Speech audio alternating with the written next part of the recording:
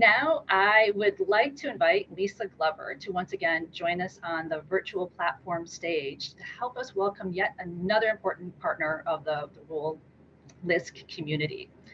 With that, Lisa, I'll hand the platform over to you. All right, great. Thanks, Kate. And, I do want to thank the rural team and Kate as well. When we had to make the tough decision a few weeks back that we were going to move to a virtual seminar instead of being in person in Memphis, that was very disappointing to everybody, but they stepped right up and they put this together. And I think it's been a great event. So Kate and your entire team, congratulations on a great event. So I do this morning have the good fortune to introduce an ally in this work and a true powerhouse in the world of affordable housing, and that's Marietta Rodriguez. So Marietta is the president and CEO of NeighborWorks America, a congressionally chartered nonprofit, much like LISC, that is creating opportunities for people to live in affordable homes, improve their lives, and strengthen their communities. For more than 2 decades with NeighborWorks, Marietta has expanded its home ownership programs. She's increased capacity, improving technical assistance, and strengthening the infrastructure of its network, which includes more than 240 groups across the country. That's a huge team. While managing a budget of more than $150 million, Marietta also serves as the organization's primary spokesperson, sharing her expertise with major media outlets. She earned her bachelor's degree in international relations and Spanish from Lake Forest College, and she's a graduate of the Kennedy School of Government NeighborWorks America Achieving Excellence program.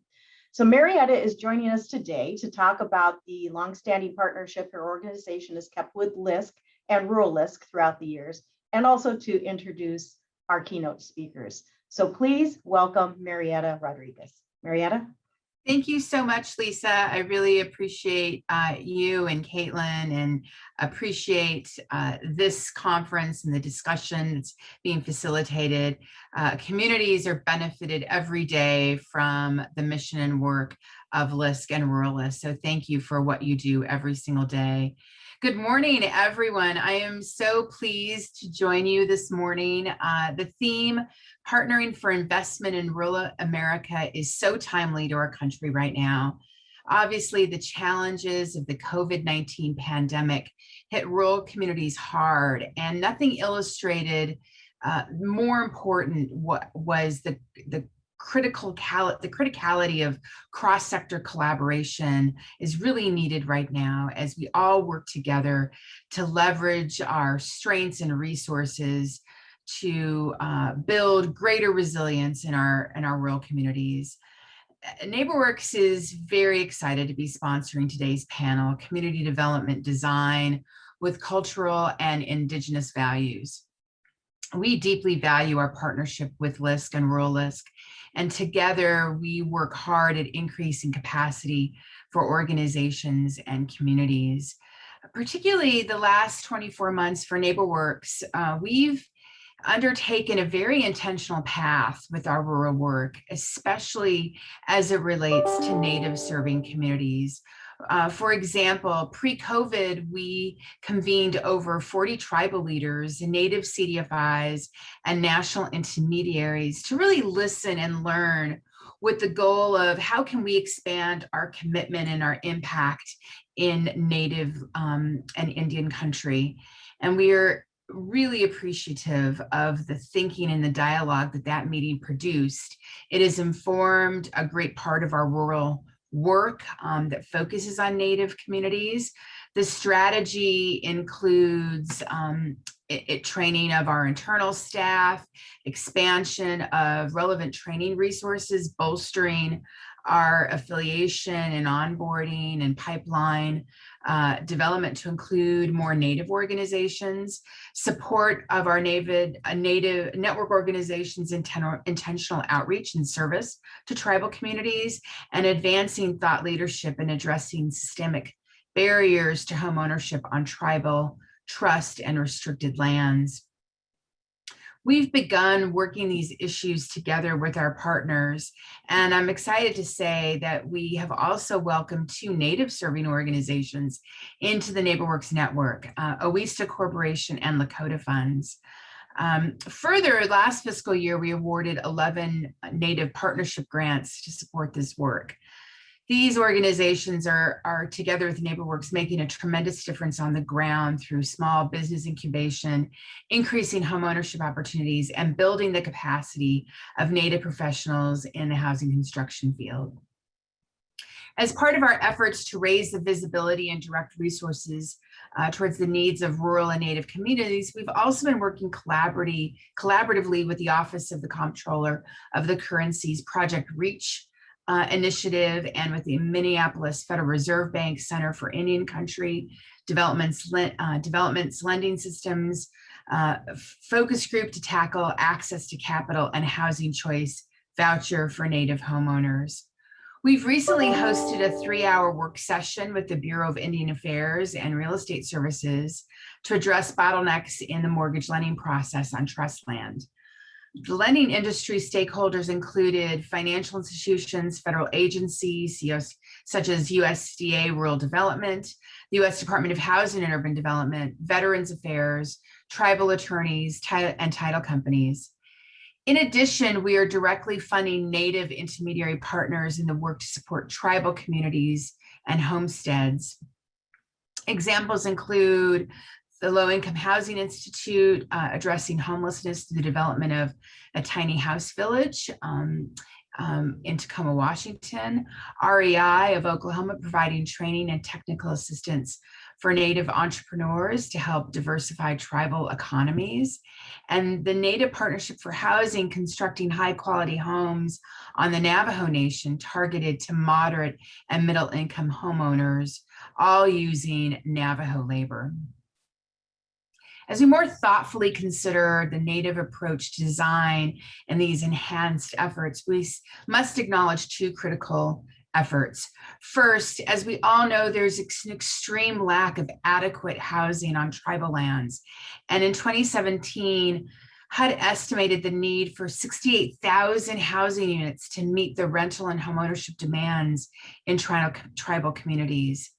At the same time, capital, like HUD's 184 program, is not getting to reservations due to the lack of housing supply. Second, we must ask ourselves what care needs to be taken by practitioners in expanding the supply. How can leaders, lenders, practitioners ensure a sustainable and permanent housing stock which reflects the type of housing and expectations of different tribes to more fully meet the needs of their communities? Community needs assessments, Native reflective design, and tools such as tribal homeownership handbooks are a start. As Patrice Canouche positioned in her article on the significance of belonging for Indigenous communities in the Journal of Affordable Housing earlier this year, she asks, what kind of vision is needed to reimagine housing in Indian country? She notes it's a vision that reconciles historical contradictions and transforms the way communities are created. The vision must be big enough to encompass all of Indian country and bold enough to hold institutions accountable and deep enough to make real lasting impacts. I couldn't agree more, Patrice. And that's why I'm so honored to introduce Mr. Joseph Kunkel as moderator of this morning's panel. Some might say I'm excited to introduce Joseph because he lives in my beloved hometown of Santa Fe, New Mexico, which is partially true, but honestly, his role as the director of Mass Sustainable Native Communities Design Lab, as his work explores architecture, planning, and construction, and how it can be leveraged to positively impact Native communities, is incredibly exciting. Joseph is a member of the Northern Cheyenne Nation, and so it's my honor to introduce Joseph Kunkel to you this morning. Joseph? Good morning. Thank you, Marietta. And good morning, all. Excited for this morning's panel and the conversation that will ensue. I wanted to kind of get us started this morning and kind of, let me start sharing my screen, get that going, and talk a little bit about the power of design. As Marietta kind of alluded to, I'm trained as an architect, a planner, designer. I'm the director of the Sustainable Native Communities Design Lab here at Mass, and a principal kind of leading our Santa Fe office, and wanted to kind of dive into this kind of notion about design and the power of architecture, and the notion of kind of community culture in place, and the role that community culture in place plays in how we kind of think about the built environment as it relates to Indian country. And so a lot of the times when I'm kind of speaking and when we kind of engage and work with different communities across the country, we start with a series of questions. I think these notions of questions help to frame how we engage. And to start this conversation, and as we kind of jump into the later panel, these questions of where are we located, and what do the landscapes really kind of talk and speak to the work that we're doing. And so here we have 4 images that many of you are probably familiar with the 2. The top left, image of the rural, the top right, an image of course, what is now the United States capital, Washington, D.C. The bottom left, Manhattan Island, and of course, my homelands on the Northern Cheyenne Reservation along the Tongue River in what is now southeastern Montana. And what do all these have in common? And just trying to kind of understand the commonalities between these places. And this is gonna, of course, this is Indian country. An image of the rural, right? This is an image of what brought me to New Mexico back in 2012, 2013, working with the Santo Domingo Tribal Housing Authority, the kind of Santo Domingo Pueblo, working in affordable housing. These places kind of share our culture. They ground us in place. They ground us in community, and our ability to kind of be connected to a family, connected to our culture, and this idea of how we practice and connect to place. This, as I kind of said earlier, this is my home. These are literally my homelands. I was kind of fortunate enough to, and I go back every year, every summer, and work with our youth and kind of spend time along the Tongue River to kind of understand that place, and it kind of grounds me in this space between both kind of Western society and kind of Indigenous values. And of course, we all know an image of this is Indian country, right? An image of what is housing on most reservations that doesn't necessarily reflect culture, community, and place. And so trying to understand, how do we kind of integrate design? How do we kind of think about construction? How do we think about development on these lands? This is Indian country, right? Manhattan Island, kind of the center of the financial capital of the world, right? The home of the Lenni Lenape. And if we kind of also kind of dive in a little bit deeper into the nuances of Manhattan Island, understanding that those that built many of these skyscrapers, the iron workers, kind of lifting up their kind of added value to building this kind of capital, this financial capital of the world. The Washington, D.C., right?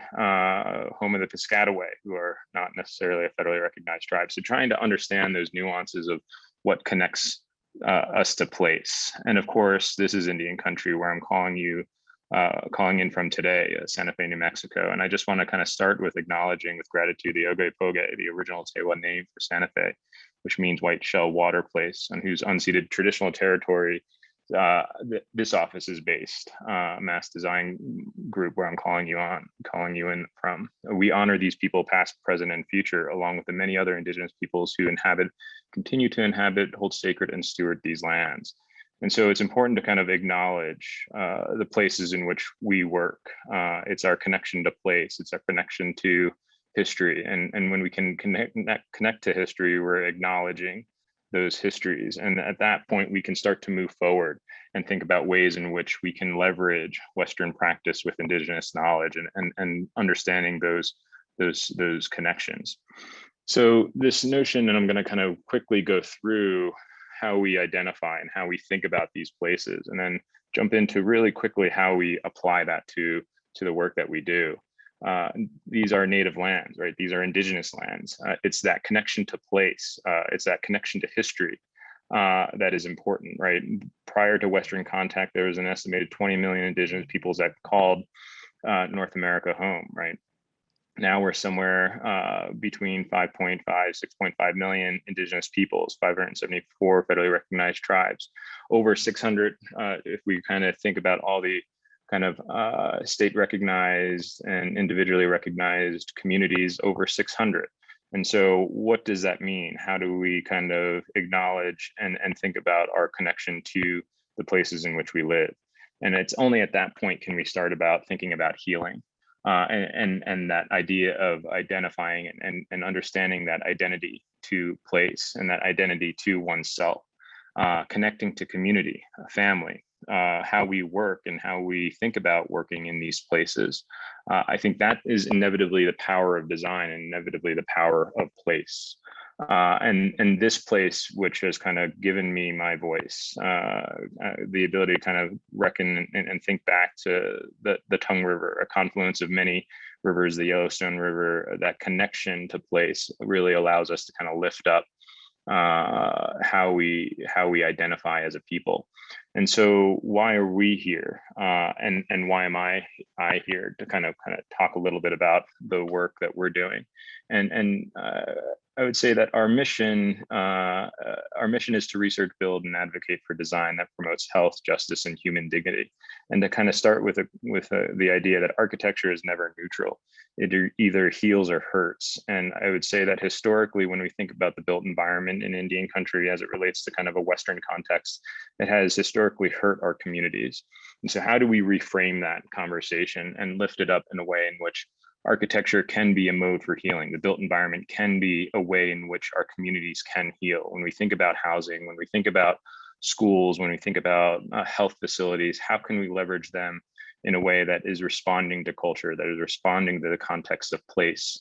And I think it's at that point that we can think about a point in which we're moving towards a moment of healing. And so this idea, and this is kind of back the Housing Assistance Council doing a study where 33% of indigenous peoples are kind of living in poverty versus the national average of 12.5%. On any given day, 90,000 are homeless, and there's kind of an immediate need of 200,000 units of housing. And so how can we kind of reconcile that?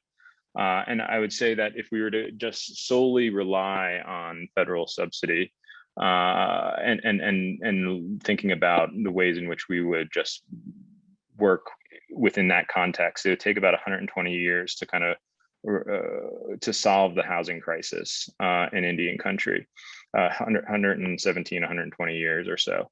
And so we need to really think more creatively. How are we kind of leveraging rental? How are we leveraging home ownership? How are we leveraging the HUD 184 loan and the various NAHASDA funds that we have access to?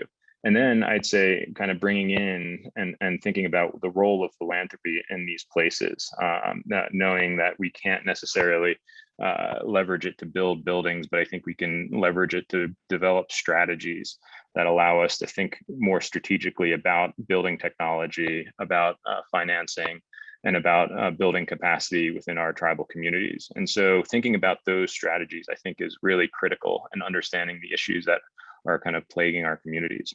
Because if we don't, we'll continue to get housing that doesn't necessarily reflect community culture or place. It doesn't reflect the nuances of how we are living in society today.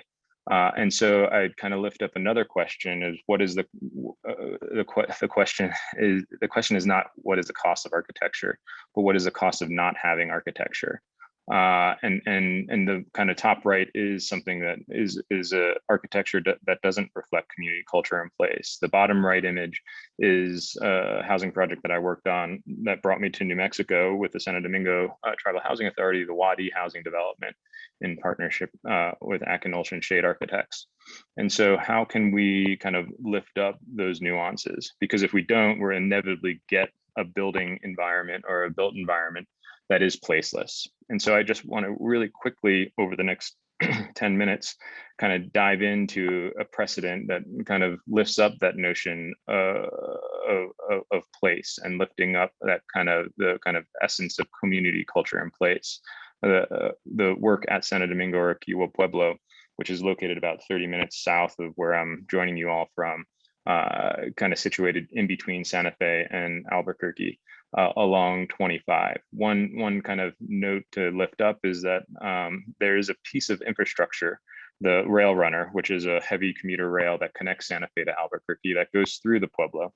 And so as a designer, as an architect, as engineers, how did we kind of bring together and build off the infrastructure of this rural community? And so that in many ways is kind of thinking how we kind of think about approaching a project, right? So early on in the development of a project, I think we have the most opportunity to influence the potential impact a project will have within a community, right? As a project goes through the design process, the development process, our ability as designers to impact the project becomes less and less, right? As soon as we kind of merge or kind of move towards the construction and actual development, and as the building comes up out of the ground, our ability to kind of impact becomes less and less. And so how can we really build in a pre-development process that lifts up the nuances of community? And I think that's where we have the potential to have the most impact. And working at Santo Domingo or Kiwa Pueblo, we worked first as an outsider. I'm a citizen of the Northern Cheyenne Nation. I've kind of lived on the East Coast in Montana, and now here in what is now New Mexico, but I'm an outsider, right? And so our ability to kind of work closely with tribal youth at Santo Domingo was our connection, my connection to the community, right? These youths had the ability to kind of speak Karis, the kind of their own language, and communicate with their elders, something that I wasn't able to do. And so how could we kind of exchange values? How could I kind of exchange my knowledge around design, and how can I allow that to exchange kind of cultural knowledge? Working and moving through the community, visiting with community members, leveraging those relationships, allowed me to kind of understand how to kind of contextually kind of apply a design process or integrate a design process that was culturally relevant, right? In many ways, kind of teaching my skill sets as a designer. And this is kind of where the kind of Western kind of knowledge comes into play, right? Using drafting programs, GIS programs to kind of allow the youth to kind of understand their communities in a different way, while also kind of lifting up that there is a kind of traditional knowledge here that needs to be kind of exchanged. And that allowed us to kind of use these kind of processes to kind of identify in the kind of within the historic village, what units were uninhabited, what units were inhabited, what units were in good shape, poor shape, fair shape, severe shape, allowed us to kind of understand how would we leverage the Indian Community Development Block Grant, their NAHASDA funds, or apply for ICDBG funding, or leverage the current Indian Housing Block Grant to rehab buildings, knowing that we were going to leverage the dollars to renovate and rehab some of these units. And this kind of in many ways allowed us to kind of look at the village in a different way, right? The boundary outlined in blue is the National Historic boundary, which is kind of what is considered within this boundary by the National Park Service. Is everything within the boundary is historic, right? Everything outside of it is not. And so who gets to decide? And this kind of notion around culture, community, and place became really important. At the time, we were just kind of moving through a process.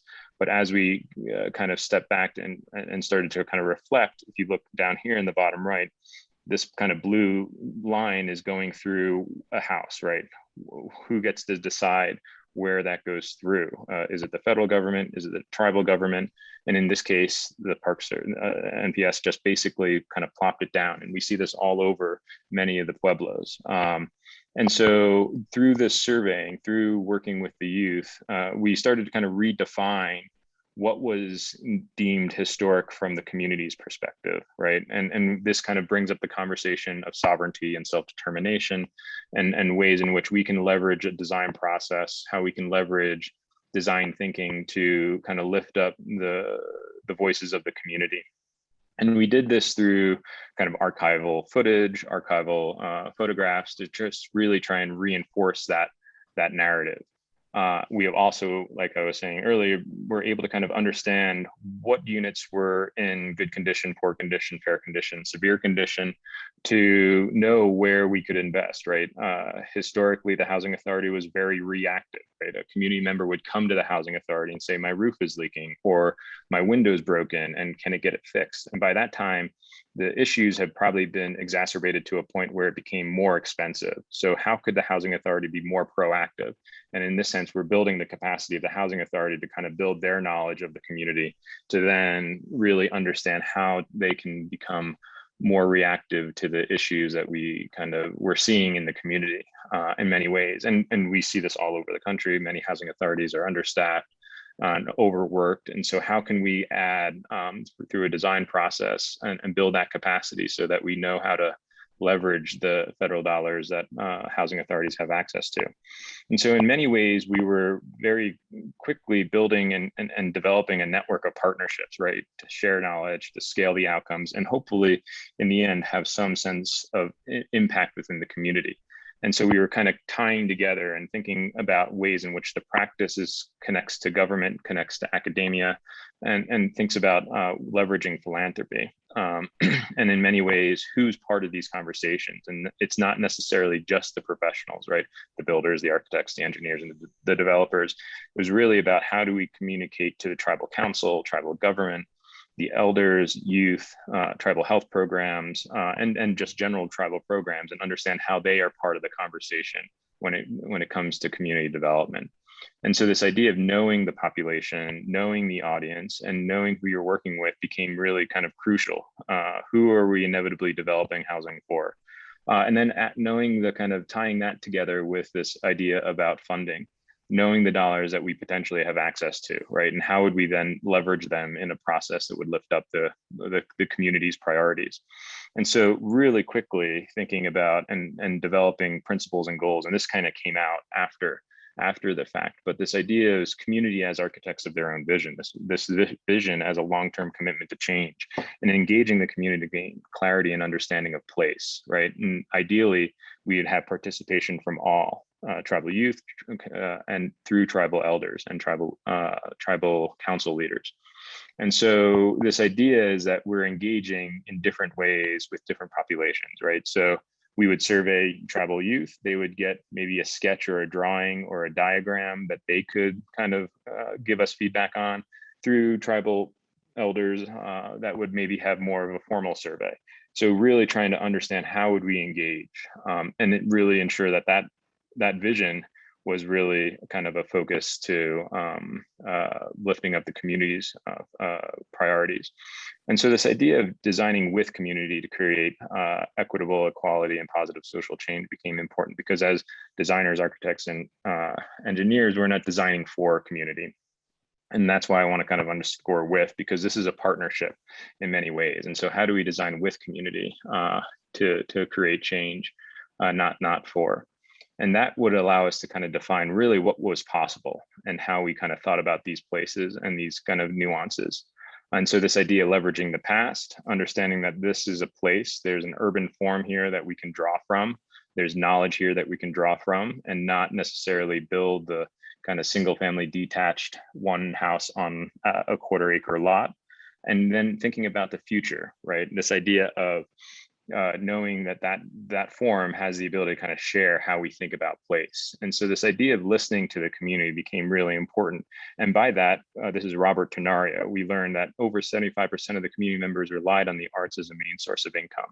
And so how are we responding to their needs? And this inevitably became a process in which we started to understand that as architects, we had to respond to their needs. And so how do we design in kind of an art studio or an art space for them to make and create in their homes? And so inevitably what came about this by leveraging the Rail Runner, leveraging a $2.5 million EDA grant to renovate the trading post, we started to understand that we could create kind of a rural transit oriented development that lifted up the notion of making into the kind of context of affordable housing in the context of rental housing. So we ended up developing 41 units, 1, 2, 3, and 4 bedroom units that all had their own detached art studio, an art shed of a sorts. And that's this bottom right unit was about a 5-minute walk to the Rail Runner station so that they could hop on the Rail Runner, access the art markets in Santa Fe and Albuquerque, access the Santa Fe Indian School, access healthcare or UNM, University of New Mexico. And so ways in which we could leverage and think about the kind of development of this space. And so I'll just kind of start to kind of wrap up here, but this is kind of the end product, right? 2-story, 1-stories, you can kind of see the art shed here. Units that followed enterprise green community standards and affordable housing development standard, a green standard, ways in which we could really build off of the work happening here, 3,000 square foot community center with a multi-purpose space. And then of course, just kind of working in these spaces, making he/she and grinding he/she. So I want to kind of end with this notion of question. So again, similar to how I opened, why are we here?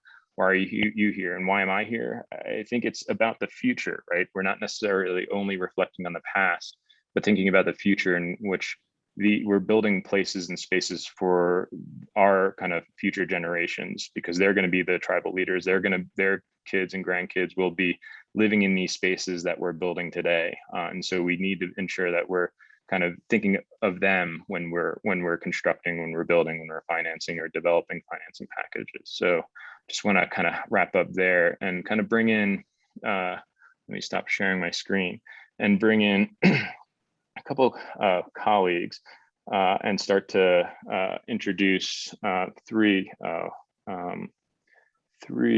individuals. I just lost my notes here for some reason. So Vanessa Roanhorse, and then we do have, sorry about this.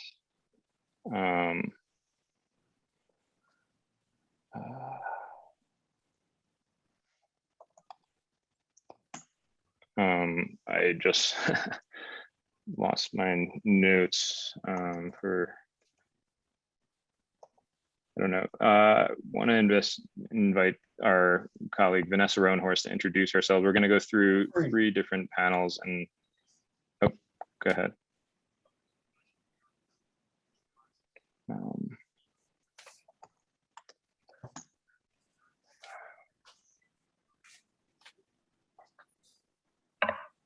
Joseph, do you want me to just start? Yes, please, Vanessa. Okay. That would be great. Thank you. No worries. Good morning, everybody. My name is Vanessa Roanhorse. I am the Navajo from the Navajo Nation. I live here on Tiwa lands in Albuquerque, New Mexico.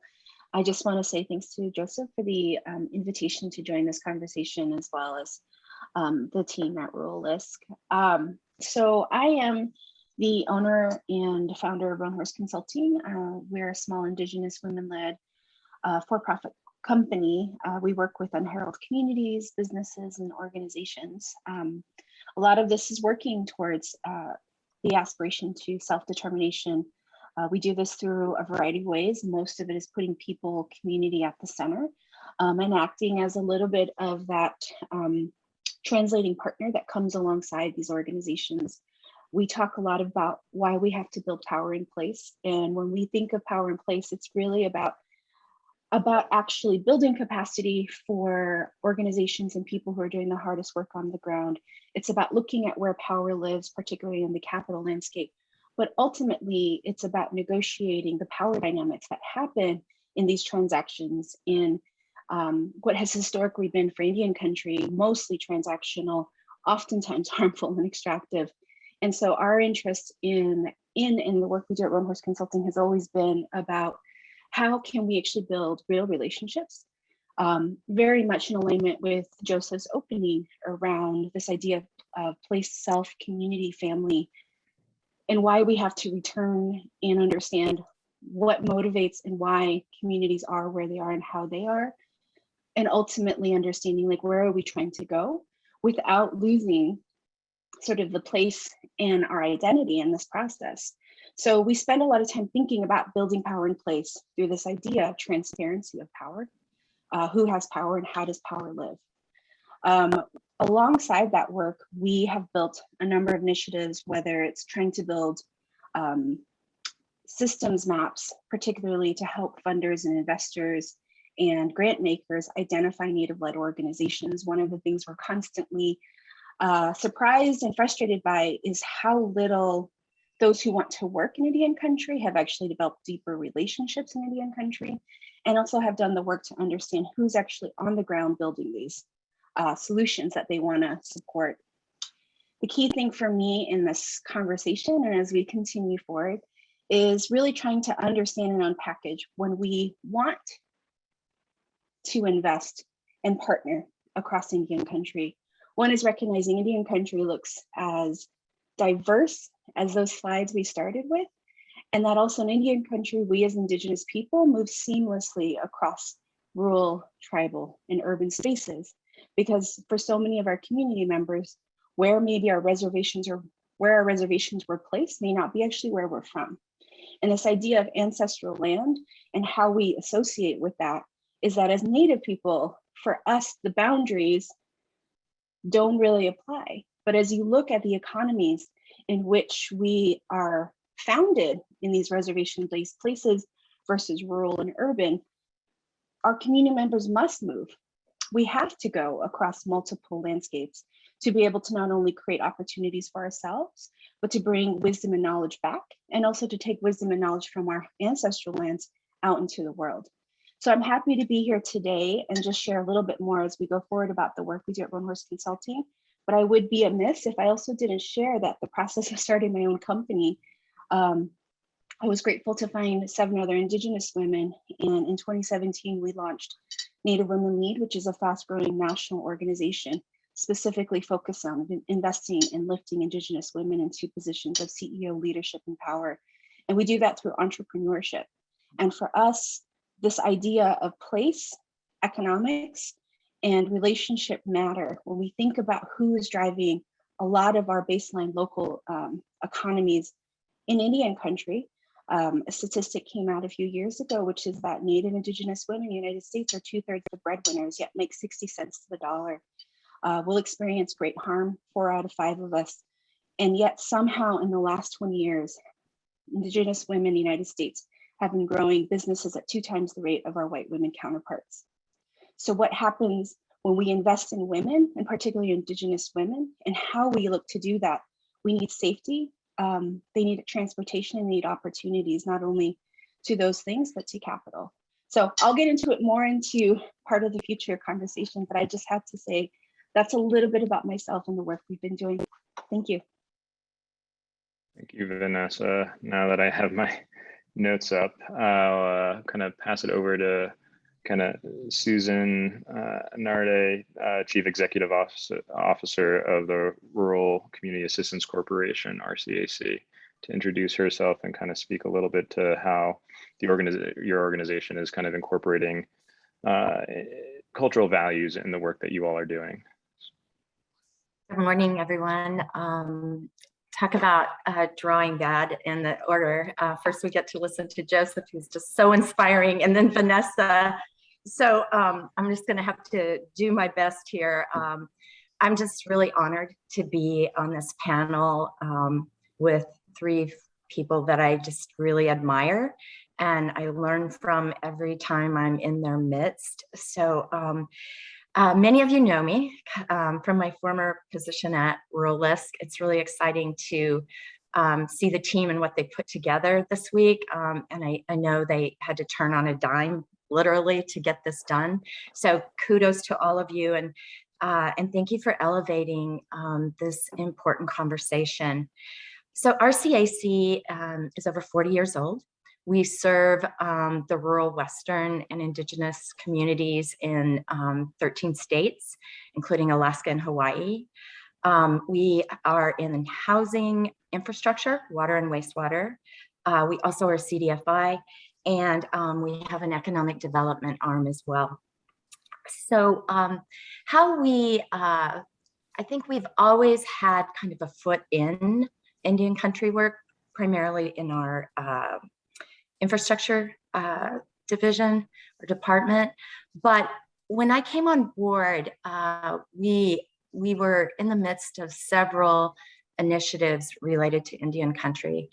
And it is definitely a journey. And I think where RCAC is at, first of all, we completed a strategic plan, and our strategic directions, which basically are the framework for our actual plan, really, we were really thoughtful. Our board is very diverse, and we realized that our approach, honestly, was flawed in this work, and that we needed to take a step back and think about how we could have the most impact internally, in community, in all ways. And so our strategic directions all really build in our work in Indigenous communities. So in fact, one of our actual directions, one of the 6, is Indigenous communities. But one of the things that I think we've learned is, as we've rethought and recalibrated our approach in this space, is that so often, as Vanessa alluded to, there is such a power paradigm, and that we easily could fall into that if we didn't take a step back and think about, I love Joseph's line, and I'm going to use it, the exchange of values and knowledge, right? Like, what are our strengths? What are the strengths on the ground, and how can we leverage our strengths to support? I think there's a lot of capacity on the ground, and I've gotten to where it almost rubs me wrong to say capacity building, because I think the capacity is there. What we need to do as a CDFI and a regional organization is enhance. What can we do to enhance and support? And also, we need to learn how to follow. I think we're so used to leading and having the ideas and creating the programs that we really have to think about what our strengths are, but we also have to think about how we invest those and how we exchange those values and knowledge, as Joseph said. It's really important to have a long-term commitment. I think we've all seen what happens when funding goes in and out of our own organizations, right? You have a grant for 2 years and then you don't get renewed, and you've built this program activity, and all of a sudden you're scrambling. So it takes longer to have the outcomes and the impacts that are really imperative in Indian country, not because of them, but because of us. We have to learn to be able to navigate. It's been an amazing journey, and we're about to embark on even more of a journey. But it also has to be, it's not just the folks who are working in Indian country or the folks that are intersecting. It has to be your organization. And so your finance department has to understand what it takes for us to be successful in Indian country. It has to be the whole organization. We have 170 folks. So it's going to take us a while, but I think where we're at is figuring out how we can add value, what we can exchange for the knowledge of the history, because it really is historical that we have to understand before we can even add value. So that's where RCAC is at. We are definitely on a learning journey, and I look forward to today's presentations. Thank you. Thank you, Suzanne. I love that idea of redefining capacity. I think that's really, really great in how we kind of understand ourselves in this work, or understand how we kind of think about this work. And I want to bring Jeff Gilbreath into the conversation as well. He's the executive director of the Hawaiian Community Assets, Hawaii's largest nonprofit HUD-approved housing counseling agency. So I'll pass it over to you, Jeff, to kind of speak a little bit to how you're incorporating or how your organization is incorporating and recognizing cultural values in these spaces. So thank you for being here. Sure. Aloha Joseph, and mahalo everybody for this opportunity. It is an honor to be on this panel and to see so many folks participating. Huge thank you and mahalo out to rural LISC in particular. I currently call home the Ahupua'a of Waimanalo, Ahupua'a being the land division, the natural watershed of an area on the windward side of Oahu. And I have the honor today to represent our organizations, Hawaiian Community Assets and Hawaii Community Lending. These organizations were founded 21 years ago by two Native Hawaiian Wahine women leaders who in the late 90s had an opportunity to claim their lease award on Hawaiian trust lands managed by the state trust agent. And they always tell us it took 30 years of waiting on this wait list. When they brought other financial documents forward to be able to qualify for the mortgage to claim the lease award, it took about 30 minutes for the bank to tell them that they didn't qualify. They didn't have the income, didn't have the credit score, the savings, and they were told no. But it was from that experience and experience of so many Native Hawaiians who are left off of their trust lands or shut out of their trust lands that our organization was birthed. And it really follows that path that families need to walk, however painful it might be, to be able to get to home ownership. And so you fast forward to today, and our organization is 21 years old. We are staffed 95% by Native Hawaiian women in particular. And we follow a mission that really, back 21 years ago, called out equity, Native Hawaiian equity, that we build the capacity of low and moderate income communities to achieve and sustain economic self-sufficiency with a particular focus on Native Hawaiians. And so equity was a part of our founding, and what's part of our vision is huge, and it goes back to where Joseph was talking about, is this connection to place. And our vision is that all Native Hawaiians will own a home and reconnect to Aina, Aina being the land, for spirituality, for food security, for healing of generational trauma from what has been the systemic and systematic separation of land from the Hawaiian people, from the ancestral lands. And we believe that when we embrace this vision together in Hawaii and outside of Hawaii, that our families, our Native Hawaiian families, will anchor a 21st century Native Hawaiian economy here in Hawaii, and that it will embrace Hawaiian values and be centered on Native Hawaiian diversity, equity, and inclusion. And all of our programs, all of our staff, the work we do is rooted in a philosophy called Kahua Vai Vai, and that translates to foundation for wealth. It's the idea that every family needs this stable foundation, this kahua, this connection to land and to home, before they can ever share their holistic wealth, being their spirituality, traditions, culture, social networks, financial resources, their vai vai.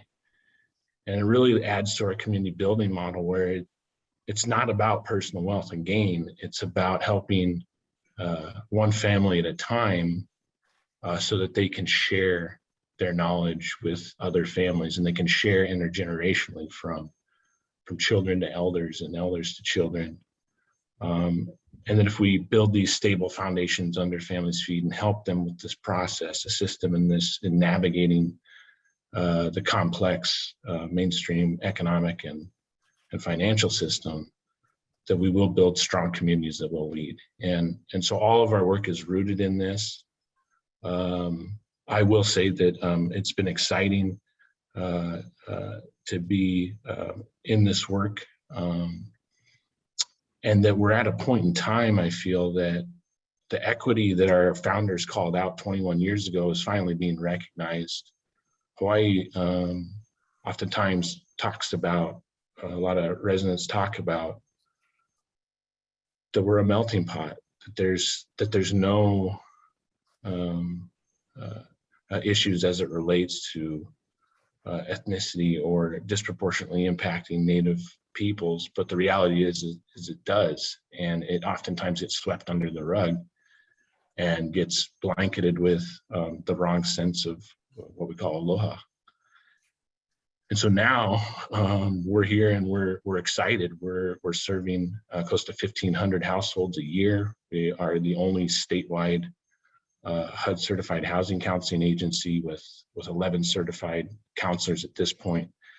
And we're giving all of our families the education, but then the opportunity to act with our native CDFI. And to Suzanne's point, at that CDFI level, really thinking about how do we connect the dots? How do we create bridges to the mainstream economic and financial system, but to lead with values, to lead with culture, and to find those partnerships with great partners like RCAC and Rural LISC, who understand that the capacity is here. Community has it. It's just how can we shift the powers that be to understand that the capacity has been here and has always been here, that there's a model for building community that's been established for generations that we just have we've forgotten about. So look forward to the conversation. Appreciate you folks, and mahalo Joseph for your facilitation. Mm-hmm. Yes, mahalo Jeff. Thank you. I mean, and lifting up a point, this notion of redefining wealth in a Native Hawaiian perspective, I think is powerful and something that we can maybe touch on. So as we kind of dive in and bring everybody into the conversation, Vanessa, Suzanne, and Jeff, I just want to kind of remind everyone that's joining us that they can kind of post some questions in the chat.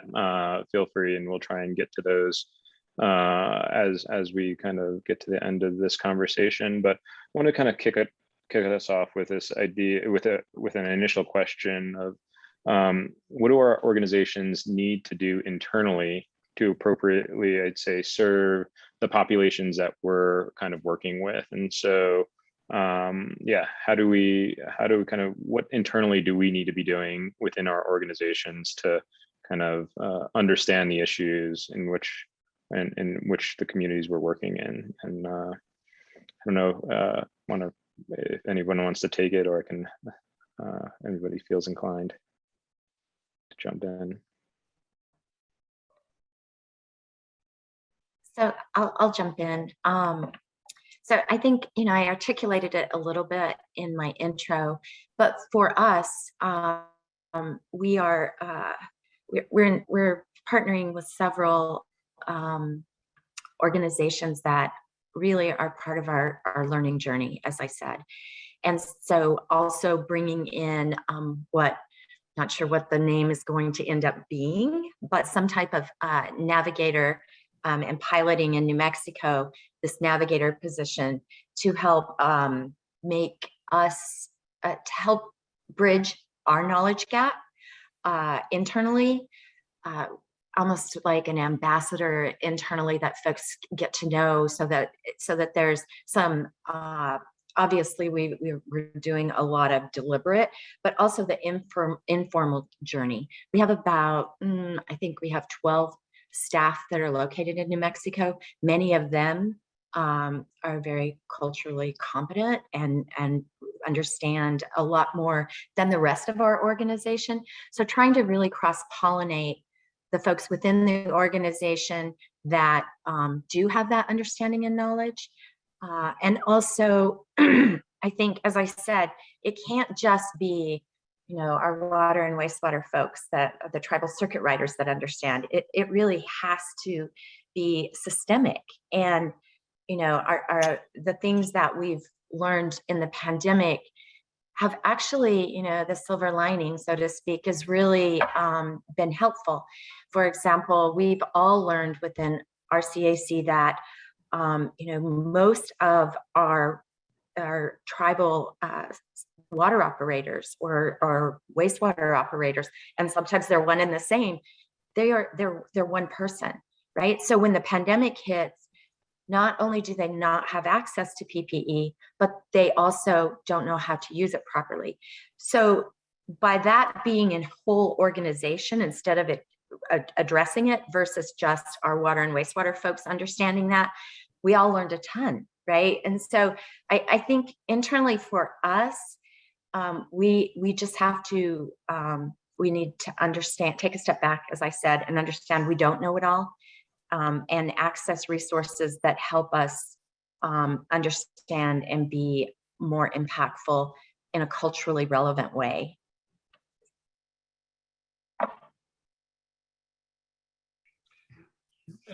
You know, I might just add on to Suzanne's point. I think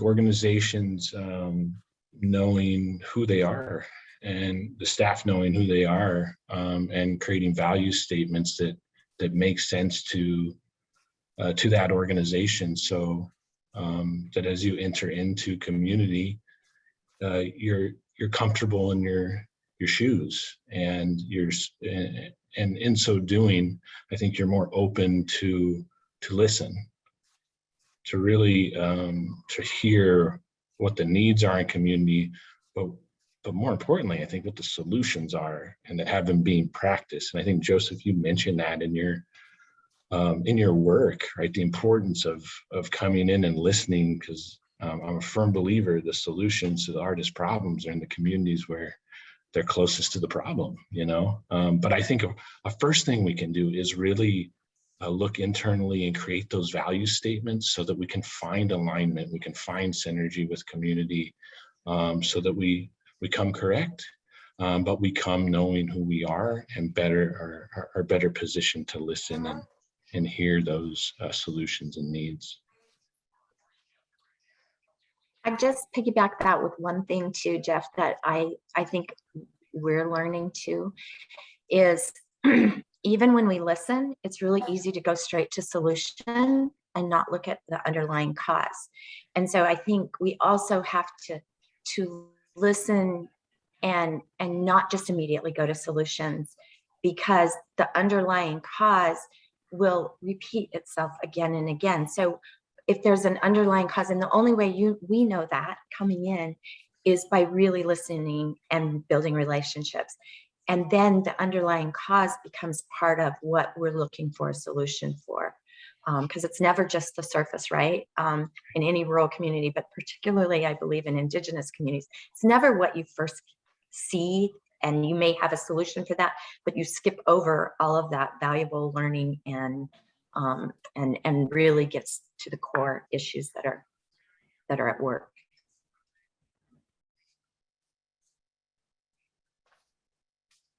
I don't really have too much more to add. I feel like the center point being, if we start with values and we trust that the community leaders and the organizations who've been doing this for so long know what to do, and that really it's that co-creation of values alignment and relationship. Once you can get there, the work moves quickly. And that's the part that always is so difficult when trying to build these opportunities and these partnerships, is this idea of urgency and these timelines and milestones, when yes, those are things are important. However, if we're able to actually invest in that time, put those leaders at the center with their wisdom, and allow them to lead and just bring that capacity of whatever it is we have that we're offering, things will move quickly, things we move quicker, and ultimately recognizing to what end and who benefits. If we return to those questions, the goal should not be, for us at least as a consulting for-profit entity, to be there beyond just saying we are just, as we like to say in our Navajo way, we're just the sheep herders. You know, depending on how expert we are at our sheep herding, ultimately they know where they need to go. And so I don't have more to add. It's just, I think that has been a huge piece of what we've done at Roanhorse Consulting, is try to be that bridge builder, but also hold the line, as well as recognize that like with different power dynamics come different levels of conversation. And sometimes you need a partner and an organization who will work with you to sort of take some of those hits or to build some of that systems conversation so that those who are actually doing the work on the ground can do it and not have to be burdened consistently with these conversations. However, without them building the table in which we will all sit around to eat, we won't be able to have that true capacity. And I would love to find another language for capacity, because we spend a lot of time saying, how do you even define that?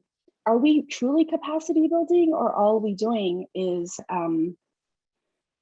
actually just providing the opportunities and resources that folks have been doing without for a very long time and very successfully, that access. And half of the time that access is just who gets to decide who gets it.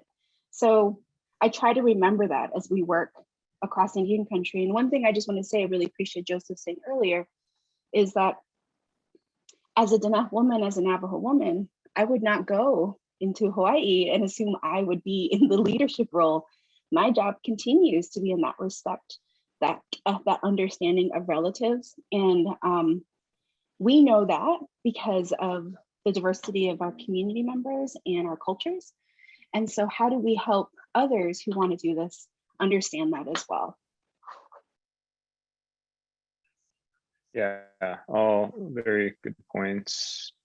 I think, I mean, when we're working with communities and thinking about like the kind of very technical components of like the built environment, we know like the building aspects of it we can do, right? It's that those notions, like we know how a wall section goes together, we know those technical components, like that we can do.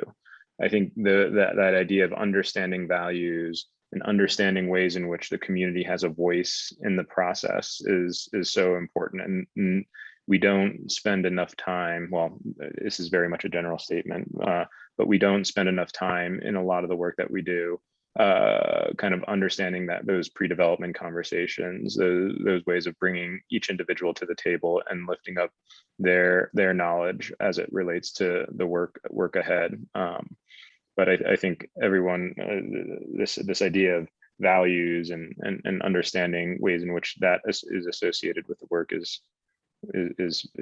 very important in how we kind of move forward.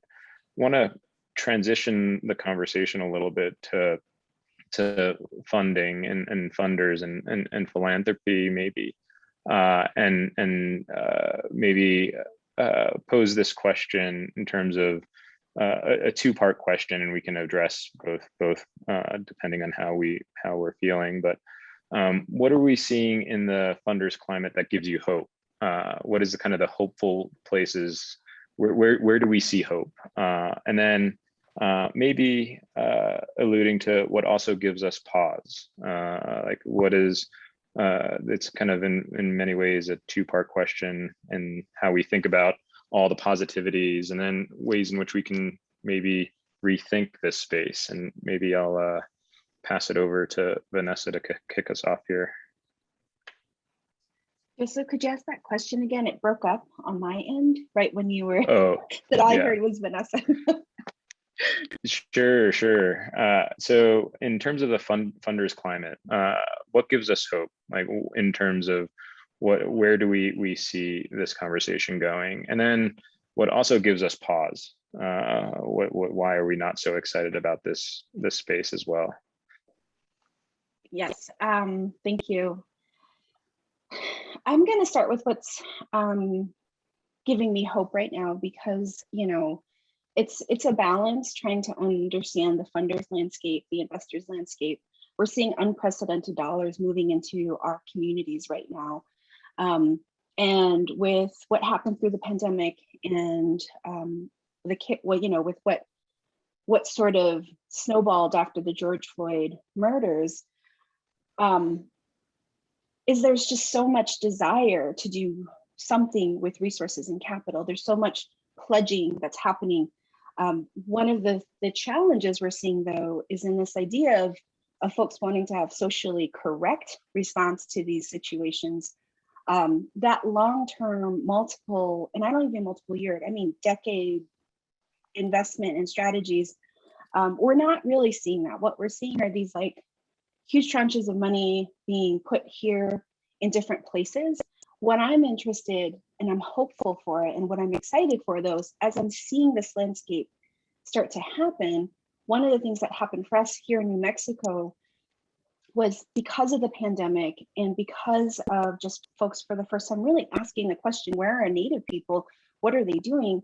We saw our community members creating informal infrastructure with very little. They were like the fastest. I mean, when I think about public health infrastructure, I was like, that's my grandma, that's my auntie, my uncle. They were the public health infrastructure for us.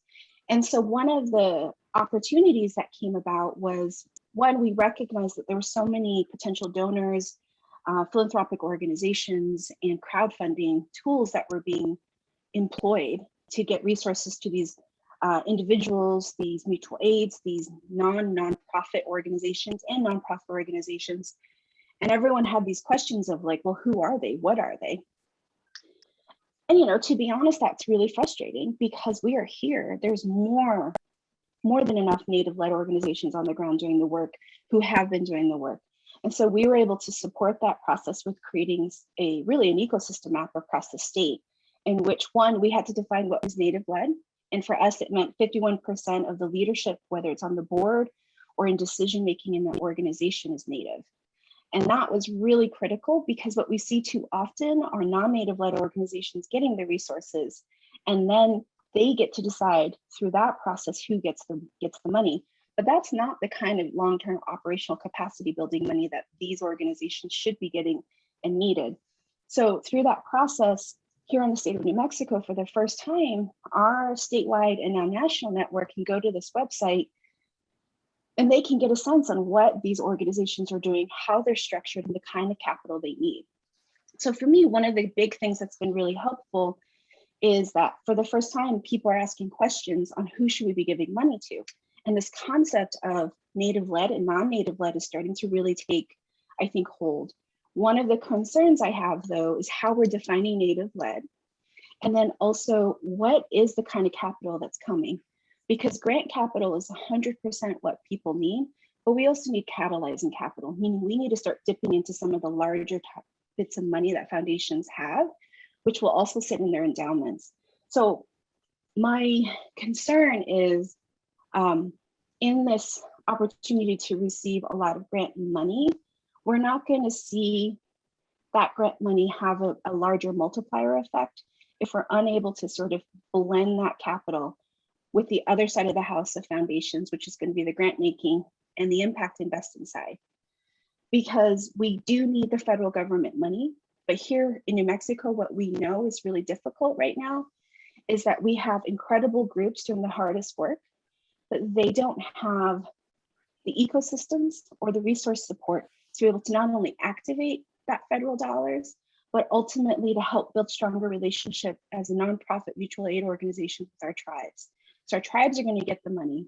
However, how they decide to deploy it, we don't know. And again, during the pandemic, what we saw was our informal networks were the ones who were agile, were moving the fastest, were doing the hardest work. So my concern is we have all this money coming, emergent organizations who really need this resource, they're going to need a lot of support so that they can get to a place where they can not only manage it and deploy it, but ultimately to help them be able to hire the right people, help them be able to take vacations. My biggest worry is all of this money moving right now is going to burn us all out because we're trying to build as many strategies as possible to receive the capital. What I hope will really happen though, is that we can see like a 10-year long-term strategy in which foundations and philanthropy are going to invest in that infrastructure, that plumbing that needs to happen across Indian country. Organizations are there, but they need infrastructure support so that then we can also bring in federal dollars. That was very long-winded, but I had to say all of those things because those are some of the questions we have here in New Mexico in the Southwest. And these are the things we're seeing happening in real time. Yeah, thank you, Vanessa. Suzanne? So for us, You know, what's exciting, you know, when we received Mackenzie Scott money, that's super exciting, right? It's like, it's golden. And we are just now outlining our strategies. We really took our time, and we committed to leveraging it dollar for dollar. And so that's exciting, but it also is, it's an interesting dynamic because there are, you know, a million opinions on how we should use it. There are funders who want to step back because we have 20 million. And, you know, what I told one of them was, and he might be on this call, is that no, I'm 20 million short because we're leveraging it dollar for dollar. So you can't look at it that way. But I think what worries me and what concerns me is that when we learned a really valuable lesson through the Paycheck Protection Program lending, right? Like we were able to raise 0% capital. We reached out to Vanessa and her network. And at the end of the day, because we had non-traditional capital and a guarantee from the government, 28% of those funds went to Indigenous communities and borrowers. That is unheard of for us. So lesson learned there is that it's not about the ability to deploy on the ground. It's the pathway to getting capital there, and it's the capital that is top down. So you know, people want to say okay, we're going to give you capital. This is a typical conversation. We're going to give you capital to deploy in Indian country. And what I've learned is that that's a great entree, but there are a million questions to ask, because if you bring us traditional capital that is all about character, capital, credit, conditions, collateral, I'm going to say no, because we're setting ourselves up for failure. We're setting ourselves up to be one of those folks who come in and tell the folks on the ground that are doing the hard work. I love how Vanessa always says that are doing the impossible, the hard work every single day. We become a detraction, a distraction, and we are not adding value. So I think what I'm hoping for, and one of our we call it Vector Fund, which is where we put all the Mackenzie Scott money, and then where we'll also put all of the leverage money. We are working on a cultural lending initiative, and in full transparency, Vanessa's our thought partner and her team at Native Women Lead. But it's thinking about what is really needed on the ground, and again, thinking about the cause versus just the fact that, well, nobody can invest in those organizations because they're not equipped to take capital. And I think that's not true. I think they're not equipped to take capital that has a bunch of bells and whistles, because the same as us, that's not going to work. So thinking about how do we exchange values and knowledge. I'm going to use that, Joseph. That's my new favorite phrase. How can we exchange values and knowledge on our end with the values and knowledge that are on the ground in order to use to prove the models that they are making, that they're successful. They just don't look like your typical models, but there are core elements of them that are very their values in doing it are very similar. So how can we help prove that model? How can we then invest the capital that we've been blessed with that is has no restrictions, and let's prove that model and see what happens. So what the hope is we're in it for the long term. I mean, I think we said 5 to 7, maybe 10 years, we're going to be in that space. But I think that we also have to be willing to learn. Like, we're going to stumble just as all of us do when we do something new. We have to be willing to invest in that. As a funder, you have to be willing to invest. And that goes back to Vanessa's point. If the money that we invest is constantly affecting our balance sheet, we are constantly making decisions and mitigating risks. If the money that we're investing doesn't have those strings, and we can afford to make mistakes, which means we are truly learning, or stumble or recalibrate and go a different direction. That's a whole different ballgame. Much as what we see with business owners, they can't take on any more debt. They cannot. They need grant money, and I think there has to be that balance, as Vanessa so eloquently said, from both sides of the house, to invest and to really make the impact that has to happen on the ground. And you've got to be in it for the long term. You have to be in it for the long term, because we're building something different. That doesn't happen overnight. And the design process may well take longer, because we want to be inclusive, than it actually takes for our friends on the ground to deploy that capital and start making impact.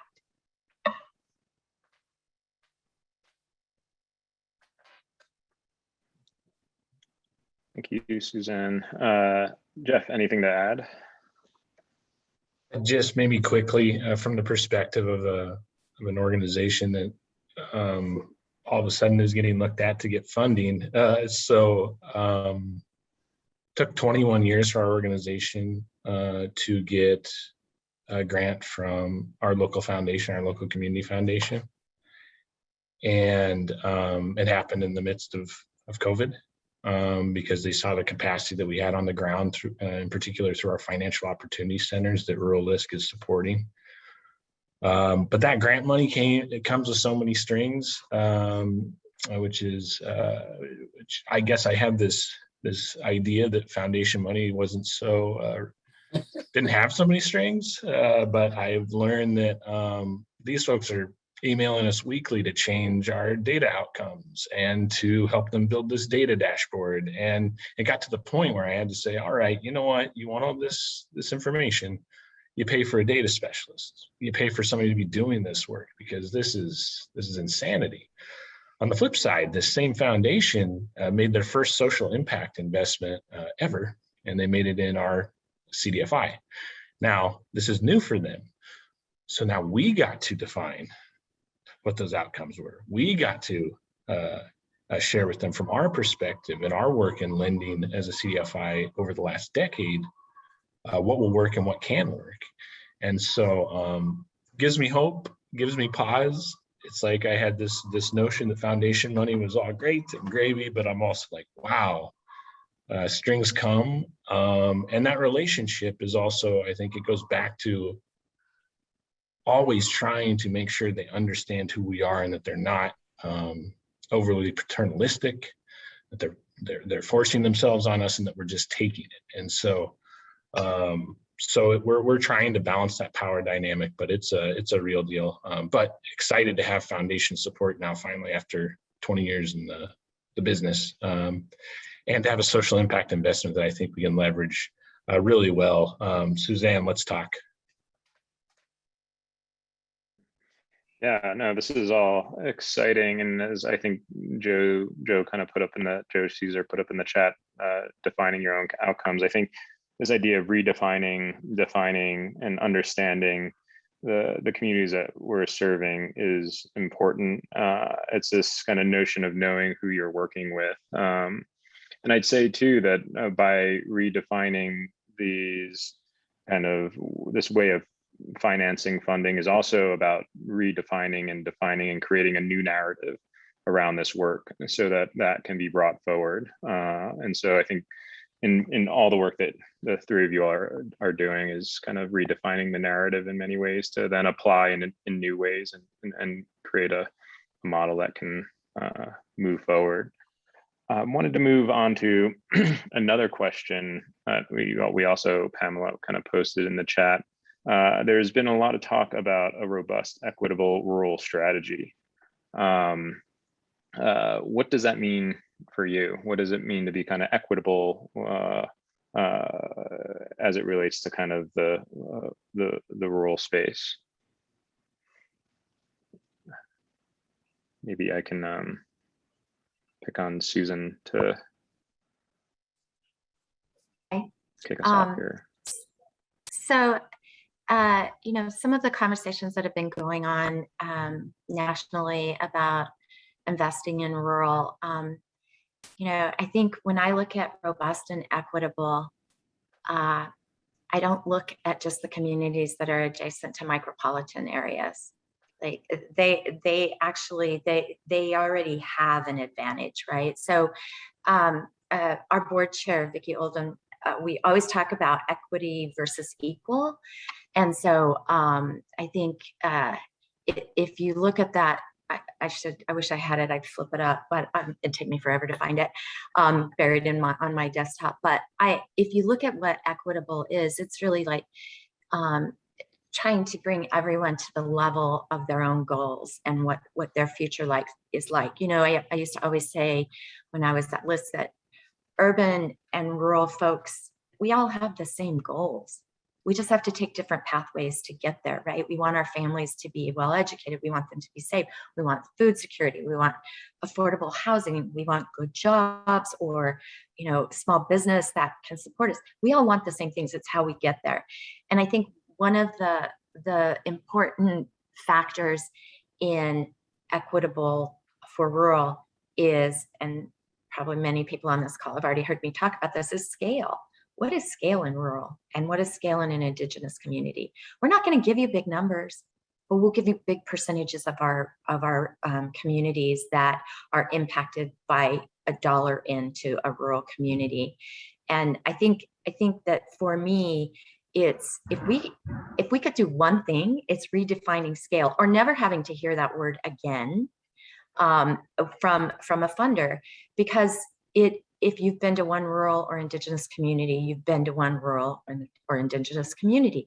It happens organically in each community, and you're not going to get the big numbers. If you change that to percentage, or you figure out how to monetize the difference between an investment in rural, not that we need less and not that you should give us less, but our impacts will, on a percentage wise, I think will outweigh any day.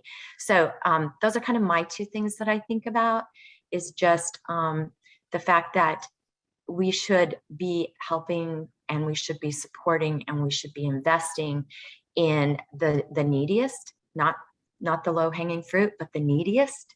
And we should also redefine scale and what that looks like in a rural community.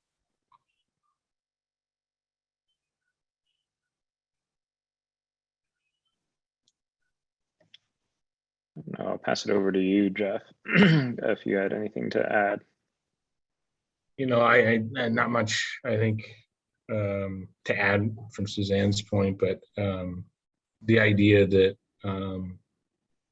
there's been a huge divestment of resources into Native communities, which are largely rural, but not entirely, but a huge divestment for far too many years. And so this means making up for that, right? And making that investment now and doing it at levels, I think, that Vanessa shared that are multi-year commitments so that communities can plan and leverage other resources. Suzanne's right. You put $1 into most Native CDFIs and you're seeing magic happen, not just on leveraging the financial returns, but the social returns.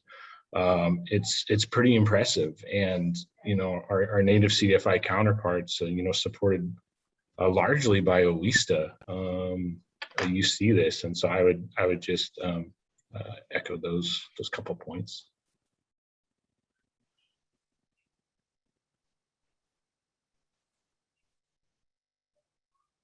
Yeah, Vanessa, any other thoughts?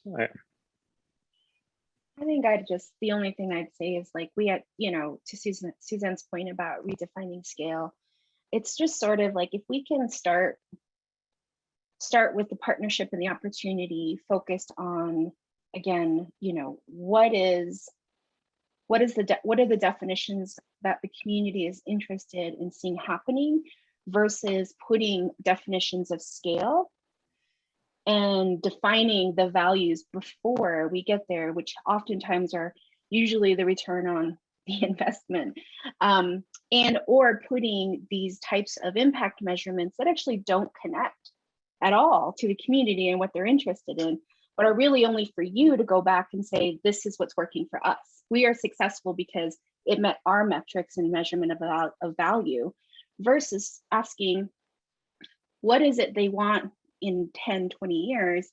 And then what's making this, what does this matter to them?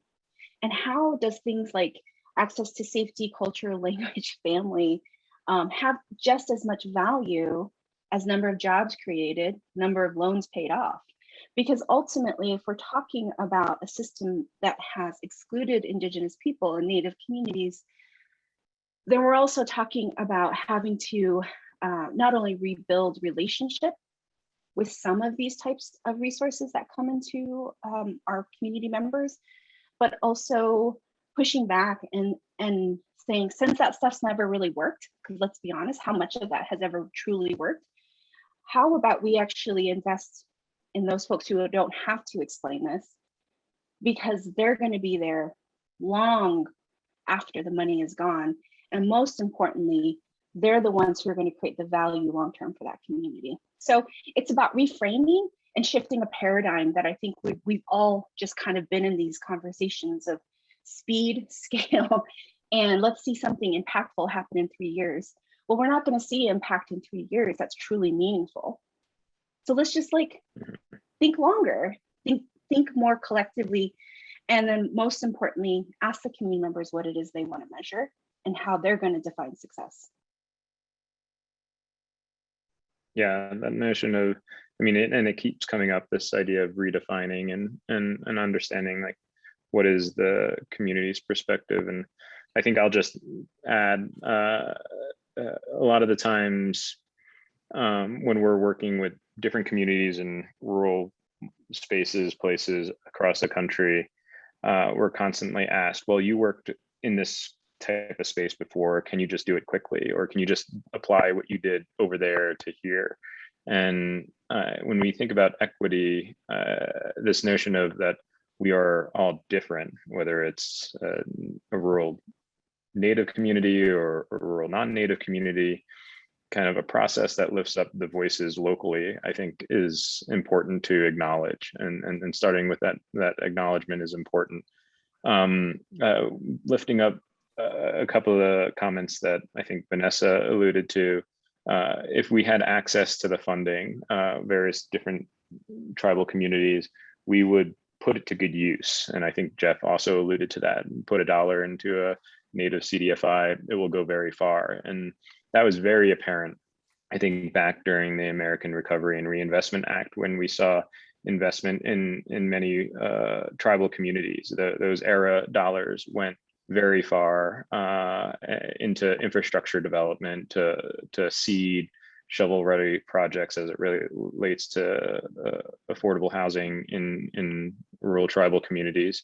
And so I think given the opportunity, given the ability to kind of access these funds, you'll see best practices pop up all over the country. And I think there's a huge opportunity when it relates to the current funding from the current administration going out there, and how do we leverage those funds and allow them to kind of seed projects for the next 10, 15, 20 years. And as I think Vanessa is saying too, that it takes time. These are not projects that kind of happen overnight. And so how can we kind of understand and share those notions of timelines, different time frames, how we understand space and time, I think is also important as it relates to kind of a rural place, a tribal space, and so on.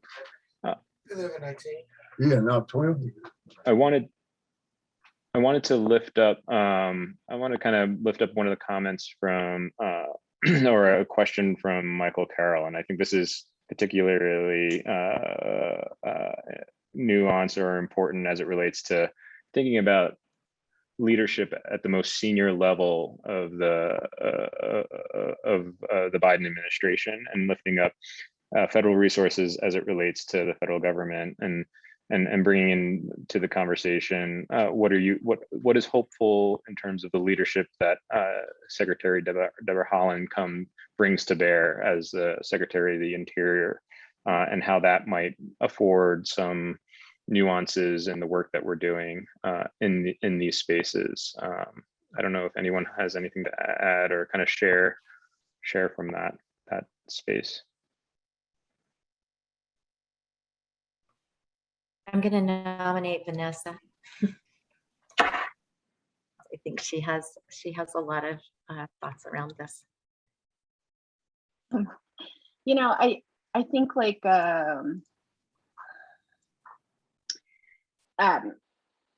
think there's a lot of opportunity with, you know, some strong leadership of Indigenous people now placed into positions, but you know, we can't expect one person we've never had anyone in these positions to solve these problems. I think Secretary will do the best she can with what she's given, but the work to even lead that department, the work that needs to be done, it's for us to get to a place where we can see some of that bureaucracy, and let's be honest, bureaucracy, really be able to have some streamline or some leadership. We are seeing some of that happening. To make that work stick though, we need other industry, private industry, as well as our tribal leaders to be holding it down and to be offering and continuing to build that bridge with their resources. From my perspective, again, I'm thinking a lot about the work here in New Mexico. We don't see how so many of our incredible organizations who've never had capital come in this way, nor have this unbelievable opportunity with federal funding coming down, they have to build so quickly to be able to access it. Yet if we could see private philanthropy and other intermediaries actually just take the money they're getting, because they're going to get it faster than we are, and then just move it directly to the Native-led organizations, unrestricted, no crazy reporting, easy processes, and more importantly, trust that these organizations are going to do the work and expand their versions of what success means, because there's no way we can like continue to build this infrastructure, again, this plumbing I keep talking about, if we're not able to get there to be able to support our Native-led organizations on the ground in tribal communities to be able to activate that federal dollar. And it's not because we're not capable, it's just we've never been given a chance. And you can't expect in 4 years we're going to resolve 500 years of what has happened to our community members. So I request patience. I'm very interested in organizations who have acted as intermediaries from Indian country to, if you're serious about this work, shift capital to shift power, meaning give that money to the Native-led organizations on the ground. There's no need to create new initiatives and programs that aren't in alignment already with what they're doing. Come alongside them, invest directly in them, and that allows us to build a capacity so that Secretary and other appointees can do their work, knowing we are activating that community across to be prepared for that federal government money. I just keep thinking of that, and I know we're thinking about grant writing and accounting. Yes, those are critical, but what I'm talking is leadership development. I'm talking about staffing, and I'm talking about access to strong legal and consulting resource supports so they can actually do that.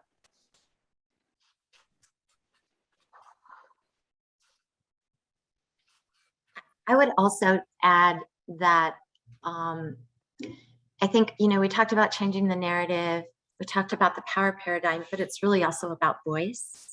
And you know, the states are getting money, the counties are getting money, and I think you know, you can have, you know, Secretary where she's at, you can, but there also has to be voice from the local levels as well. And I think one of the things that is really critical is building confidence and how to navigate using their voice in a really powerful way. And I think, you know, when I've been up on the Hill, when I've had folks from my community with me, or when I could speak directly about my community needs and what it's so powerful. And I think that is a place where we can also exchange values or exchange exchange strengths in that while we may know how to do it, the folks on the ground do it the best.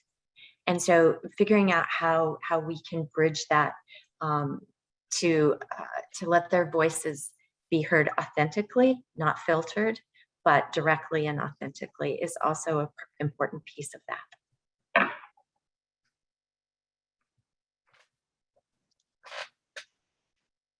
I would just add, like, this administration has shown a willingness to pull forward leaders from Native communities.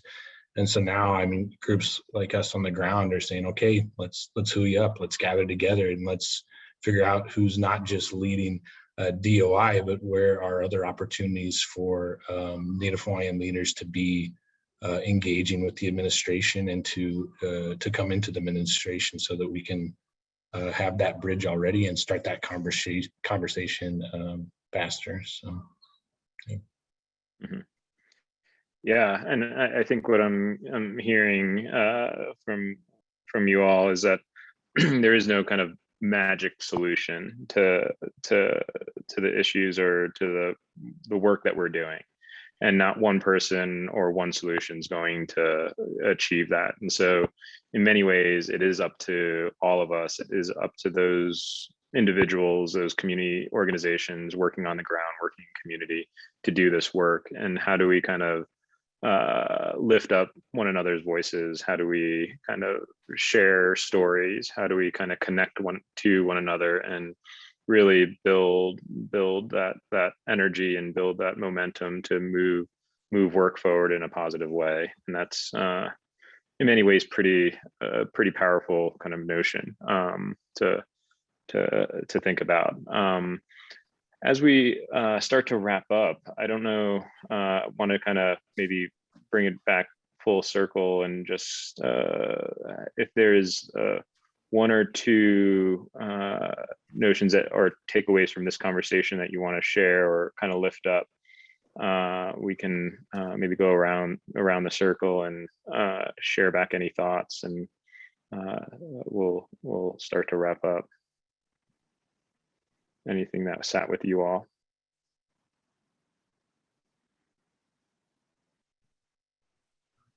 You mean us? Sorry, Joseph. Yes. Yeah. Okay, yeah. Vanessa, Susan, Jeff. The only thing the only thing I would say is that, like, we're in just an incredible moment to really change the way we've been thinking about how to invest in Indian country. And I really hope that as we talk about power, we talk about kinship and relationship, and we talk about how capital can be a tool to actually build something that's meaningful to people where they are, and build that power in place. So much of it is just recognizing that, like, we can do it. We just have to reframe what it is we're trying to do. And I would just really encourage everyone to ensure that however they're working in Indian country, that you are not only putting the money there, but you're actively trying to create systems that takes the labor off of those folks on the ground to how they access the money, how they're reporting on the money, but also centers their goals, their expertise, and their vision, because they're the ones who are going to make this happen. And then the last piece for me is, how can we as a collective really interested in equity in rural America and understanding sort of the history of how we've got here, redefine values, risk, and scale? Because if we can start to really unpackage that for ourselves, I think we can start to see a plurality of worldviews in which money, resources, and power can start to shift. And so for me, that's what's really exciting, is you don't have to look very far. I mean, we have leaders on this call, and you can contact us and we'll point you to like 5 more leaders and more leaders and more leaders. So Indian country is not without brilliance and wisdom, and it's there. So it's just a matter of how can we help you build those relationships. Thank you, Vanessa. Susan?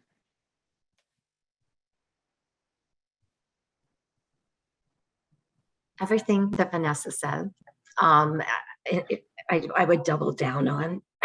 But I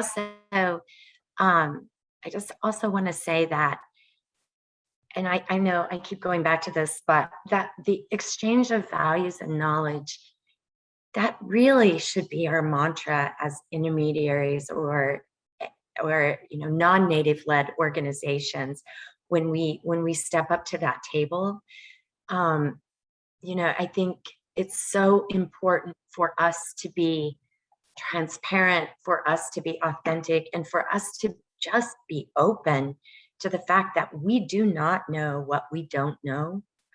And it takes a long time to build relationships that are meaningful, where you can be invested in, so that your learning journey really is rich and robust and centered on the things that really matter.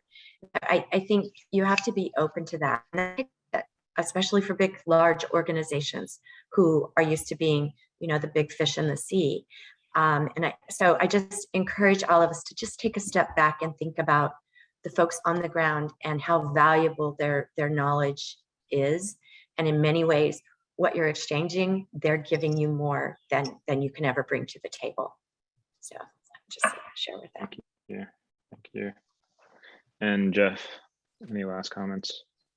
Just mahalo, Vanessa and Suzanne, Joseph. It's so awesome to spend time with you folks, but all the hundreds of folks who are out there who I'm not seeing, right? I can't wait to see you in person again. But I think Vanessa had made a comment earlier on that really resonates with me and my experience being with this organization for the last 15 years. And it's in Native communities, they're the best investment because they're not going anywhere. You're guaranteed that informal infrastructure, that health response infrastructure that Vanessa mentioned, it's the same across the board for housing, for food security, for access to wealth building opportunities. And so start the conversation, and I think what's to Suzanne's point, start the conversation understanding the strength and power of the local communities, which is very fitting for a rural LISC presentation. But the power is there, and in my estimation, Native Hawaiian communities out here, which span across many islands, are as diverse as Vanessa was talking about, between urban, tribal lands, rural lands. But that there's a lot of power there. There's a lot of understanding and knowledge, and I'll bet you intermediaries, you come in and you have a conversation, you'll see that, but the communities are not looking for you to come and save them, right? It's to be a partner and to figure out how can we do this together and link arms and create allies. Because the families and communities have been there for generations, they'll continue to be here for generations, and that, in my mind, is the best investment we can make. So just mahalo for the opportunity. Well, thank you, Jeff. Thank you, Suzanne, and thank you, Vanessa, for this morning's conversation, and thank you to LISC for hosting. So, and I think that is it, and we'll wrap up. So thank you all, and thank you all for listening in this morning. Pass it back to LISC. Yes, thank you, Joseph, Suzanne, Jeff, Vanessa. Again, a giant thank you. Jeff, in particular, thank you so much for joining us on your end. I know it was really early on your end, and I was watching the sun slowly rise throughout the session. So I think you're now fully able to go forth and have that cup of coffee. But thank you again for joining us. Next session, we're a little bit late going into the concurrent work session. So I know we'll be back in the main lobby, and Emily is going to do the breakout sessions now. So if you haven't had a chance, please go for a quick break and join us back in the main hall for the breakout sessions.